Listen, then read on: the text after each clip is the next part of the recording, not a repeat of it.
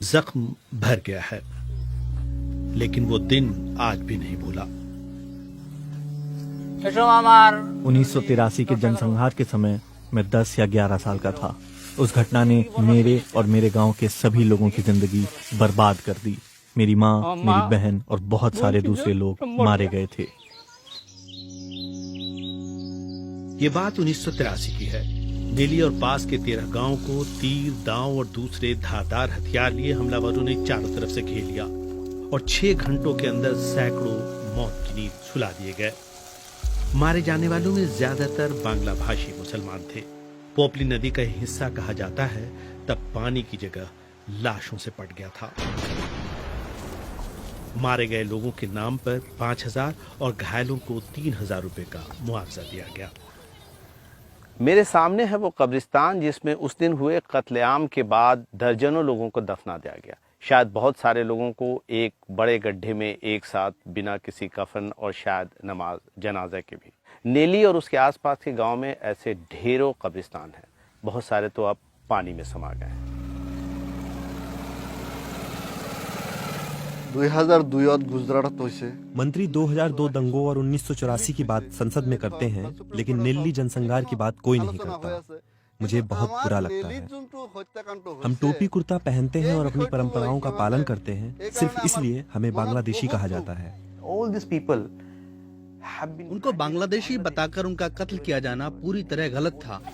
वो निश्चित तौर पर भारतीय शहरी हैं। ये तथ्य कि नेल्ली की अधिकतर लोगों के नाम एनआरसी में हैं, घुसपैठियों वाली मिथक को पूरी तरह झूठा साबित कर देता है।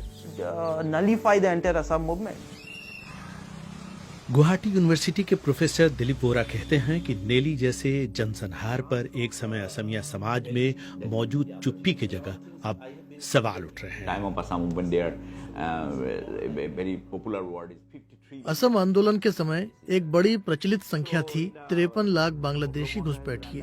प्रफुल्ल महंत ने 10 साल सरकार चलाई, तब ये सवाल उठता है कि कहाँ हैं वो 53 लाख बांग्लादेशी।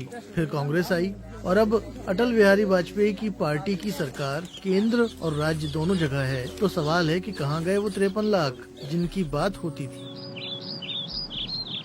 एनआरसी पर जहां पूरे देश में चर्चा हो रही है, यहां के लोग नेली स्मारक बनाने और इस जनसंहार के लिए माफी मांगे जाने के लिए आवाज उठा रहे हैं। हालांकि असम आंदोलन के सबसे बड़े नेता और सूबे के पूर्व मुख्यमंत्री प्रफुल्ल कुमार महंता इससे सहमत नहीं। उस समय कांग्रेस सत्ता में थी, हम क्या कर सकते थे। हमने एक शहरी के नाते इस घटना का विरोध किया था।